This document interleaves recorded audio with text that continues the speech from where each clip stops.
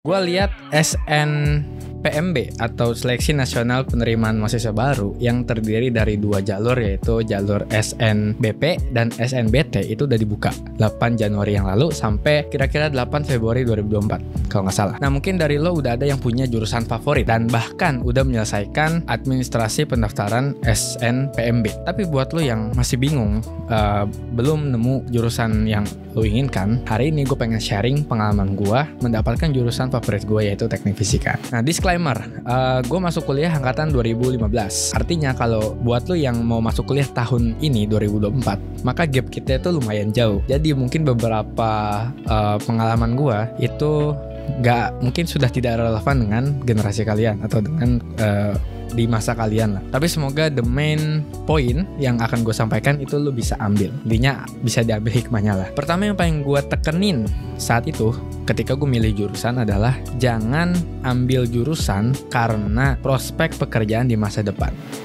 Ada 4 alasan menurut gua yang harus diperhatikan ketika kita milih jurusan. Pertama, pekerjaan yang akan kita hadapi 4 tahun kemudian setelah kita lulus kuliah itu bisa jadi berubah total. Bisa jadi nggak sefavorit dulu, nggak se-hype dulu. Zaman gua itu pekerjaan paling seksi atau paling dicari, paling mainstream untuk anak-anak SMA itu adalah pekerjaan-pekerjaan teknik kimia, pekerjaan teknik pertambangan, perminyakan, dan lain sebagainya. Contoh kayak misalnya lu kerja di oil and gas, di Pertamina, di misalnya di pabrik atau dan lain sebagainya gitu. Itu adalah pekerjaan paling seksi zaman ini. Tapi ketika gue lulus kuliah 5 tahun kemudian, tahun 2020, ternyata pekerjaan paling seksi adalah IT atau khususnya kayak data science, data analis, data engineer.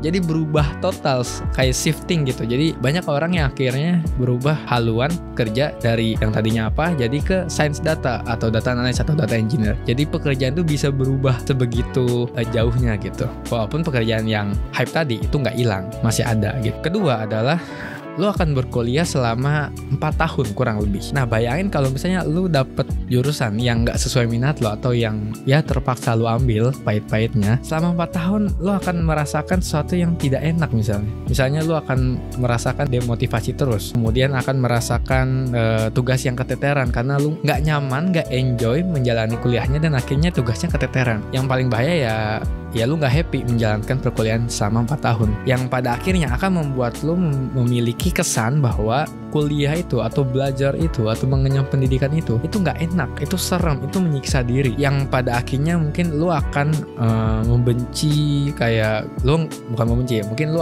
tidak akan mengambil studi lanjut S2 S3, padahal studi lanjut S2 S3 itu bisa bermanfaat banget bagi perkembangan karir dan perkembangan diri lu sendiri. Nah, jadi kalau misalnya lu nggak dapet jurusan yang lu mau, mungkin ada potensi seperti itu. Walaupun bisa jadi nggak juga kan. Tapi kalau misalnya lu dapet jurusan yang lu suka, gua bisa bilang bahwa selama 4 tahun kuliah itu lu akan merasakan hal yang menyenangkan. Walaupun sama-sama berat, tapi enjoy gitu. Lu happy menjalaninya. Dan satu kata dari gue buat kuliah adalah masa-masa paling menyenangkan. Serius, paling menyenangkan, percaya sama gue. Nanti lu akan ngerasain sendiri. Makanya cari jurusan yang lu suka. Ketiga, bekal SMA atau apapun yang lu udah pelajari di SMA itu bisa dibawa ke kuliah atau bisa jadi penolong di tahun pertama perkuliahan lu. Semester 1 dan 2 di setiap perkuliahan atau setiap kampus atau setiap jurusan itu adalah suatu masa transisi dari SMA ke kuliah. Nah, karena masa transisi berarti mata kuliah saat itu atau di tahun pertama itu akan sedikit banyak mirip dengan pelajaran SMA. Sehingga ketika misalnya lu memilih jurusan karena lu suka satu pelajaran di SMA, misalnya fisika gitu,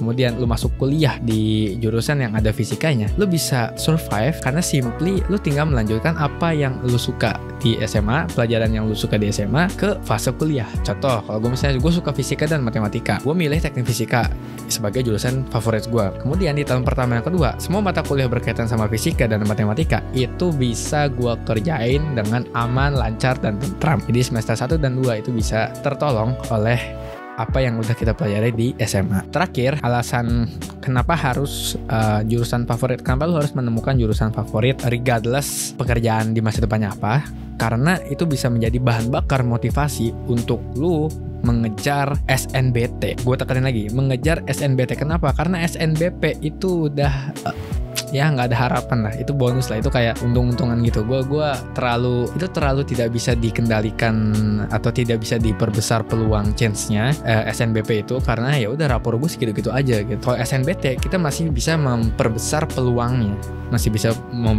dengan terus belajar, terus latihan soalnya, sehingga ada kemungkinan besar kita akan mendapatkan jurusan favorit kita. Makanya alasan terakhir adalah ini bisa nge-boost motivasi lu untuk serius belajar SNBT. Oke, kalau itu semua alasan kenapa kita harus mempunyai atau mendapatkan jurusan favorit kita. Terus gimana caranya dulu gue memilih atau mendapatkan teknik fisika sebagai jurusan favorit gue. Fun fact-nya adalah sebenarnya dulu gue mau milih teknik kimia. Gue hampir ya ikut arus, ikut teman-teman gue yang mainstream yang memilih teknik kimia sebagai jurusan yang berprospek, hampir tuh, karena ya udah gue nggak tahu lagi apa jurusan yang pengen gue ambil, yang penting gue kuliah kan gitu. Tapi setelah gue merenung, kayaknya itu bukan alasan yang tepat. Alasan pekerjaan masa depan atau prospek pekerjaan dari suatu jurusan untuk memilih suatu jurusan itu bukan alasan yang tepat menurut gue. Maka dari itu gue melakukan riset kecil-kecilan. Nah, yang gue lakukan saat itu adalah gue riset silabus dari setiap jurusan yang mainstream dan yang kemungkinan pengen gue ambil atau ya sesuai keinginan gue. Jadi gue ngeriset silabus teknik sipil, teknik kimia, teknik mesin, teknik fisika. Bahkan gue juga ngelis silabus untuk yang selain teknik, fisika murni, matematika murni dan sebagainya. Singkat cerita, untuk teknik kimia gue ngeliat mata kuliah yang saat itu gue langsung gue nggak mau ketemu mata kuliah ini. Kenapa begitu? Karena mata kuliah ini mengikatkan sebuah mata pelajaran di SMA yang nggak gue suka. Gue pengen menghindari itu. Di teknik kimia itu ada namanya kimia organik. Nah, itu gue nggak mau ketemu sama kimia organik. Dari silabus itu gue bisa bilang bahwa teknik kimia bukan teknik gue atau bukan jurusan gue. Jadi gue coret dari list gue. Nah, ketika gue nyampe ke teknik fisika, itu gue menemukan bahwa hampir setiap semester itu mata kuliahnya berhubungan sama matematika dan fisika, which is gue suka banget.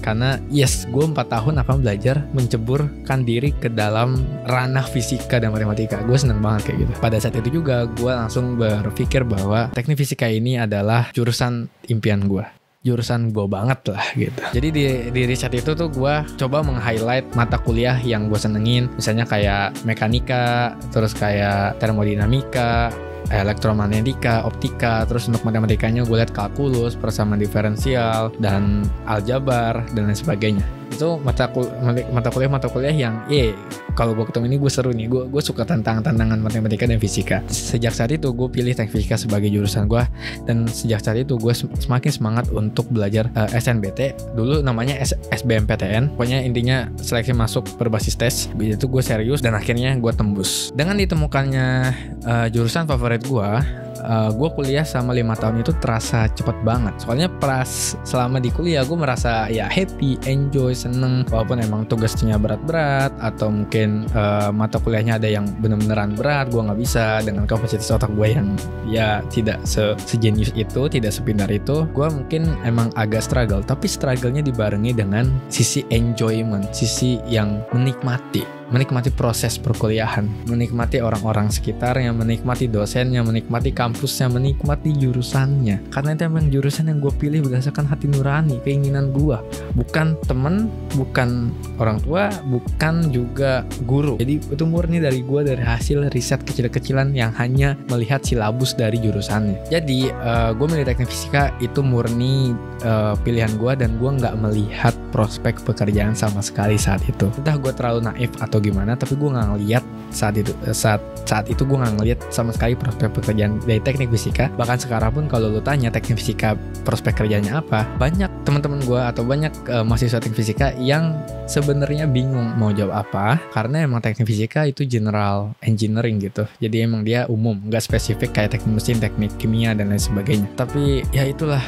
perjalanan pendidikan gue milih teknik fisika karena murni itu minat gue. Untuk prospek pekerjaan gue nggak mikir sama sekali, dan sekarang gue bekerja sebagai programmer, which is itu bukan core-nya teknik fisika, bayangin cuy. Pekerjaan gue tuh beda jauh gitu. Jadi emang selucu itu gitu dunia. Nah, by the way, untuk masalah pekerjaan, sebenarnya inti dari lu bisa di-hire sama perusahaan atau enggak adalah apakah lu bisa menyelesaikan masalah mereka. Jadi ketika lu berasal dari jurusan apapun, dari kampus apapun, Ketika lu bisa menyelesaikan masalah si perusahaan itu dengan apapun ilmu yang lu punya, lu akan di hire. Jadi lu gak usah khawatir dengan jurusan. Ketika lu bisa menyelesaikan masalah di perusahaan itu, lu akan di hire. Untuk masalah gaji, itu kasus yang berbeda lah. Itu antara negosiasi antara si pemberi kerja dan si pencari kerja. Tapi intinya adalah ketika lu bisa solve masalah di perusahaan itu, lu akan di hire. Udah, apapun jurusannya, apapun kampusnya. Segitu dulu sharing gua terkait SNBT. Pokoknya masa-masa buat lu yang kelas 12 SMA mencari jurusan, emang itu masa-masa yang sangat-sangat memacu adrenalin rush, karena kayak menentukan hidup dan mati lu gitu. Oke, jadi itulah sharing dari gua. Semoga lu dapat jurusan yang lu minati. Gue berharap banget yang nonton ini bisa dapat jurusan yang lo minati, yang lo sukai, yang lo idam-idamkan dari apapun jalurnya, jalur prestasi atau jalur tes. Oke, semoga sukses SNBT-nya. Gue lebih menekankan ke SNBT. Kalau buat kalian yang sukses di SNBP, bersyukurlah. Kalau belum, ingat masih ada SNBT, masih ada mandiri dan lain sebagainya. Fokus ke situ aja. Oke, sekarang fokus ke situ aja, nggak usah mikirin SNBP. Oke, itu aja dari gua. Terima kasih. Sampai jumpa di video-video selanjutnya. Bye bye.